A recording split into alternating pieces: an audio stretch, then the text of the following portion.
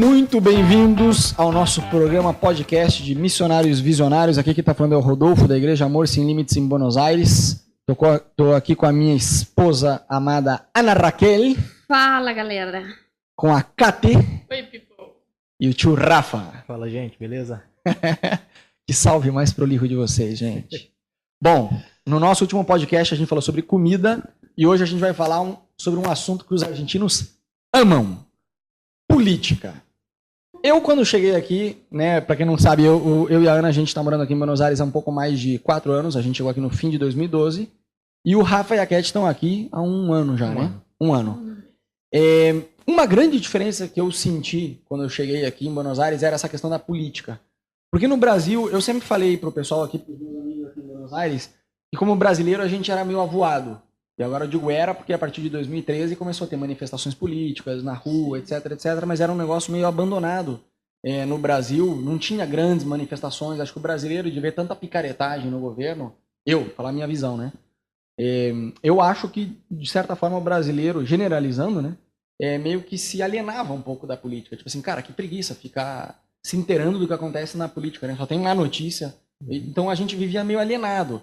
Aqui eu sei que às vezes também existe um certo fanatismo político que vai para um outro extremo, mas desde que eu cheguei eu percebi uma coisa, cara, tinha manifestação todo santo dia. Todo santo dia. Imagine que teve um presidente, cara, o De La Rua. Esse cara fugiu da Casa Rosada num helicóptero que estava tendo uma manifestação nacional num momento de crise política no país. Então, a minha pergunta para vocês é o seguinte: o quão equilibrado vocês acham que é, o quão sábio vocês acham que é essa atitude do brasileiro meio que se alienar um pouco da política ou participar? Qual o momento de equilíbrio, ponto de equilíbrio entre... Eu acho que a gente viu os dois extremos. Acho que no Brasil a gente nunca participou de nenhuma manifestação e nem se inteirou de nada. Uhum. E quando a gente chegou aqui em Buenos Aires, a gente viu que as pessoas no trabalho de manhã, elas já estavam discutindo o que tinham falado no Congresso o dia anterior. Uhum. Então ontem o Congresso se reuniu para falar da lei tal, e a gente não está de acordo, a gente está de acordo, e você falava, cara, mas foi ontem. Sim. Calma, notícia tá saindo no Clarim e o povo já tá discutindo e já tá na rua. Só que aqui vai para um outro extremo, eu acho, que tampouco seria bom ter no Brasil, de que é tão comum a manifestação que perde um pouco o poder. Então, você vê todo dia no seu bairro, ou na 9 de julho, que é a avenida principal, manifestação com faixa, com buzina, que isso você já não para ver. Típico. Você Sim. fala assim, pô, mais uma manifestação. Então talvez seria bom o brasileiro, lógico, ser mais antenado do que está acontecendo na política, que leis estão aprovando, o que está se passando no governo, mas não talvez tanto quanto aqui, porque senão perde força. A manifestação Sim. deixa de ser uma notícia de tão comum que é.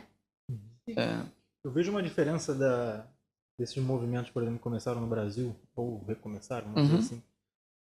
Sim, desde a época do Collor, que não tinha nada assim organizado Sim. em massa, né? Sim, tanto que usaram a expressão, o gigante acordou, porque, Sim. né, voltou a se mover. Sim. Assim. Mas o que eu acho interessante no Brasil é que esse movimento está vindo muito vem por um cansaço, vem contra a corrupção, né? As pessoas já cansaram de um monte de coisa.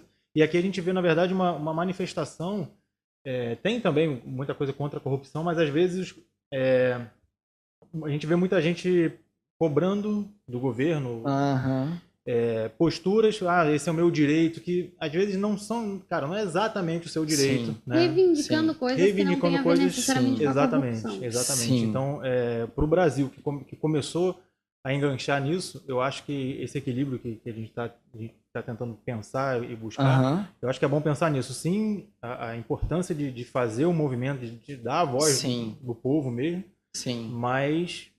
Não banalizar uma manifestação. Exatamente. Não ser um cara alienado à política, que nem no Brasil, pelo menos a gente era. Eu digo por mim mesmo. Eu não tinha a menor vontade de saber o que estava acontecendo na política.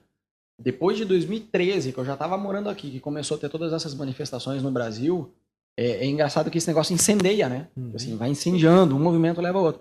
Só que eu acho que no Brasil, de certa forma, essas manifestações elas são mais organizadas. Justamente porque não banalizou, né? É o que a Ana falava. De não é um negócio que tem todo dia. Eu acho que é bom, é certo ir pra rua, protestar. Às vezes tem até uns crentes meio legalistas, né? Que falam, não, mas é a submissão à autoridade. Mas, ok, é verdade, submissão à autoridade é bíblico, mas assim, cara, os políticos estão aí também para servir o povo. A gente paga imposto, então Também é nossa responsabilidade cobrar, obviamente não faltando com respeito, mas reivindicar sim direitos. E aqui tem esse negócio que você estava falando, né, Rafa? Que o argentino, de certa forma, eu acho que ele tem um pouco de dificuldade para aceitar algumas coisas. Então, eles acabam colocando uma esperança na política. Tipo assim, vai mudar o presidente, vai mudar o governo. Tá, agora a minha vida vai mudar, o país vai progressar, o país vai progressar. Vai progredir. Então eles acabam tendo uma esperança meio exagerada, me parece, na política, né? E tem esse negócio de não aceitar. Tipo assim, sei lá, sai uma notícia que um cara foi roubado. Pronto, já tem uma manifestação no dia seguinte por segurança, porque o governo é um absurdo que foi roubado. Cara, tudo bem, eu acho que é bom essa atitude de cobrar do governo e ser antenado. Mas tem uma parte que, assim, roubo tem em qualquer lugar do planeta, entendeu? Então, tem uma parte também que é essa dificuldade do povo de aceitar a realidade. Tipo assim, cara, teve um cara que foi roubado. Foi culpa o quê? Da Cristina? Do Macri? Não tem nada a ver com o governo. É um cara picareta que roubou. Mas, assim, tem essa dificuldade no país enquanto a política nesse sentido, né? Mas eu acho que também é importante outra coisa de quem vem pra cá ou de quem tá pensando em vir pra cá é vir preparado para aceitar a cultura do país, né? Então, sempre quando você vai morar em outro país, você tem que lembrar que você é o diferente. Sim. A gente geralmente muda de país e a gente quer mudar o país onde a gente chegou. E tem 40 milhões de habitantes que pensam de um jeito e você que pensa diferente. Não vai mudar o país. Sim.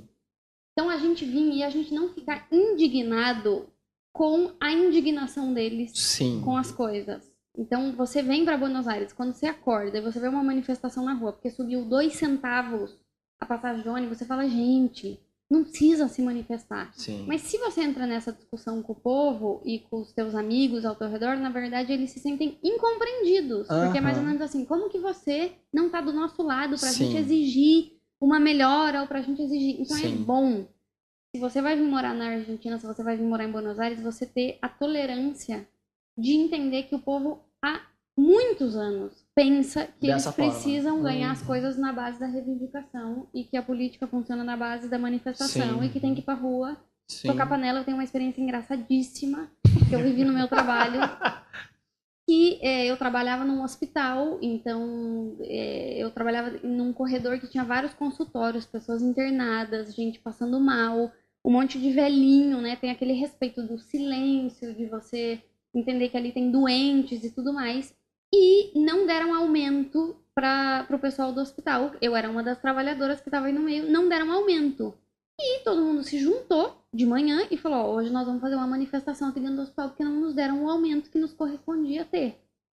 E falaram, a gente vai espalhar cartazes à mão, escrito, não nos deram aumento, estamos trabalhando de maneira injusta. E espalharam cartaz pelo hospital inteiro e falaram, à 13h nós vamos nos levantar todos, as pessoas que trabalham dentro do hospital, e nós vamos começar a aplaudir em protesto à falta de aumento. E eu pensei, gente, eles estão... Não, mas explica o aplaudir, que quando eles não têm panela pra coisar, pra bater, não, usa é um palma. Aplauso, claro. É um aplauso de protesto. É uma maneira de protesto. Então, às vezes, no meio da rua ou em alguma coisa, você vê que todo mundo começa a aplaudir. Numa fila de aeroporto, todo mundo começa a aplaudir. De um parênteses, que é bizarro, porque esse aplauso parece que é um elogio, né? Você tá aplaudindo alguém, não, mas é aquele aplauso de rebeldia. O barulho. Tipo, que você vai achar? Eu fiquei, imagina, eu sou médica, eu venho dessa cultura do respeito dentro do hospital, eu pensei, gente, eles vão ser punidos. Vai vir o diretor do hospital, alguém do hospital e dizer, vocês estão malucos, tem gente doente aqui.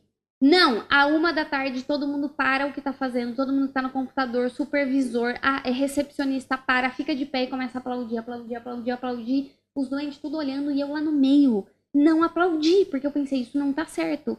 Todo mundo olhou pra mim, fez aquela cara, tipo, você não está reivindicando. E eu levemente, morrendo de vergonha, junto minhas mãozinhas e começo a fazer começou a liberar a Che Guevara. Morrendo de vergonha. E eu achando que a gente ia levar uma punição, nada. No outro dia normal, vamos então ver quando que vai dar o aumento. Então isso é uma cultura que a gente precisa entender pra gente ser parte, né, do país. Eu acho que mais do que nunca, como missionário, é muito importante a gente vir com uma atitude de curiosidade também, né? Sim. Porque o Brasil, por exemplo, começou, como a gente falou recentemente, essa discussão ideológica, digamos, e já começou toda uma discussão que todo mundo sabe no Facebook, de direita e esquerda, dos libertários e tudo mais. Coxinha, petralha, mortadela, pamonha, enfim.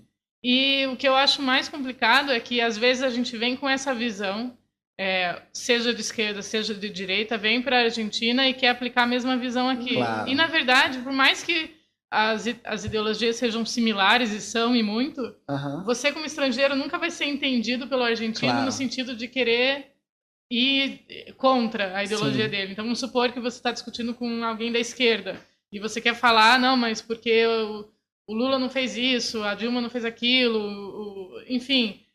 É muito complicado você entrar numa discussão sendo estrangeiro com um argentino, porque ele sempre vai te olhar. Gente, é só a gente pensar o contrário. Claro. Né? Claro. Vai um argentino morar no Brasil e quer opinar sobre Lula, Dilma, Michel Temer, Aécio Neves, seja lá o que for. A gente também não se sentiria como se a pessoa tivesse o direito, né? Você acaba pensando, quem é você para opinar? Não, e é bizarro porque rola uma certa idolatria ao Lula aqui em Buenos Aires. Sim. Os caras, eles agora amam, menos, agora né? menos por Mas conta da quantidade de corrupção e escândalos que teve, etc. Que Mas veio a à tona. visão que eles têm é que foi o melhor A governo visão do que eles Brasil. têm, cara, é que o Lula era uma espécie de Celso Mandela do Brasil. Não, entendeu? existiu uma pesquisa Celso que dizia Mandela, que não. se um... Nelson Mandela. Celso Mandela é o irmão do Nelson Mandela. É com o espanhol, com o português. Tem uma história, né? De vida.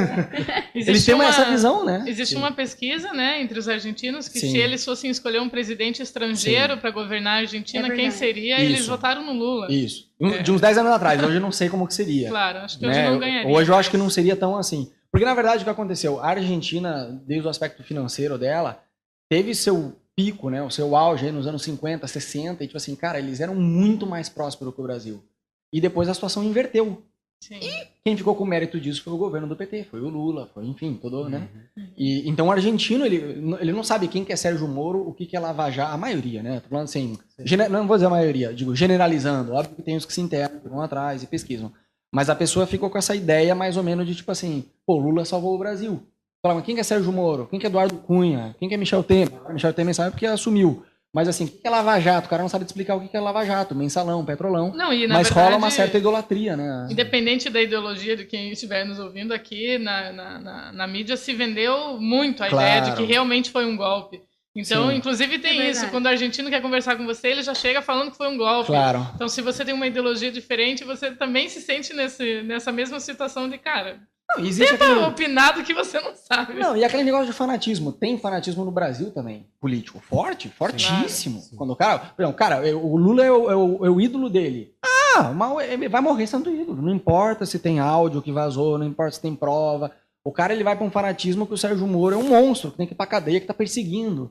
E se o cara é do outro lado da moeda também, não, todo mundo é santo, ninguém rouba, só o PT rouba, que também não é verdade. Então, existe esse fanatismo. Aqui é igual nesse sentido. Tem esse fanatismo político. Imagine que o Obama veio pra cá, alguns meses atrás, cara, tinha faixas na rua, com gente com camiseta do Che Guevara, escrito Obama Go Home. É uma ignorância de fanatismo, mas eu digo... Tem um lado de ser mais ligado na política que eu acho que é excelente. E que eu acho que é de encontrar um equilíbrio entre você não ser uma pessoa alienada e você, enfim, ser uma pessoa que tem um equilíbrio, né? Saber ver... Porque o fanatismo político, para mim, é você olhar um determinado político, um determinado partido, e tudo tá bom ou tudo tá ruim.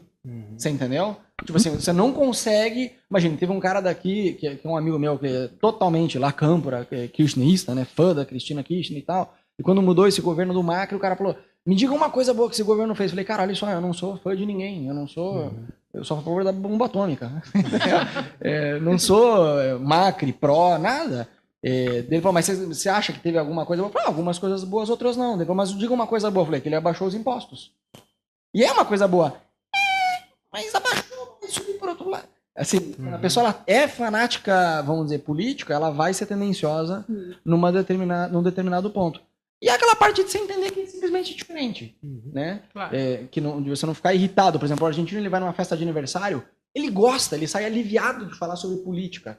A gente que é brasileiro, não. Você vai num aniversário de um amigo seu, você vai fazer piada. A última coisa que você vai querer falar é de política. Quem sabe agora, pelo cenário, é diferente. Mas por anos no Brasil, você é uma festa de aniversário, conversar sobre política. Tem que vir preparado para saber sobre política. Mas mora aqui 1 ano, 2 anos, 3 anos, você já vai estar pegando panela e indo pra rua bater junto com ele. Você incorpora um pouco. É engraçado, por exemplo, eu muitos anos não dava mínima para política, jornal nem nada. Hoje eu peguei o costume de querer saber, não só da política aqui da Argentina, mas do Brasil também, como que é, né? Eu acho que você vai absorvendo um pouco. Então, para quem quer vir para Buenos Aires ser missionário aqui, tá aí uma dica de ouro.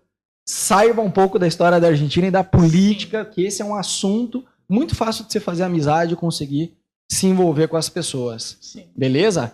Não se esquece, esse é o nosso podcast Missionários Visionários. A gente é da Igreja Amor Sem Limites. Você pode acessar o nosso site amorsemlimites.tv. Deus te abençoe. Tamo junto.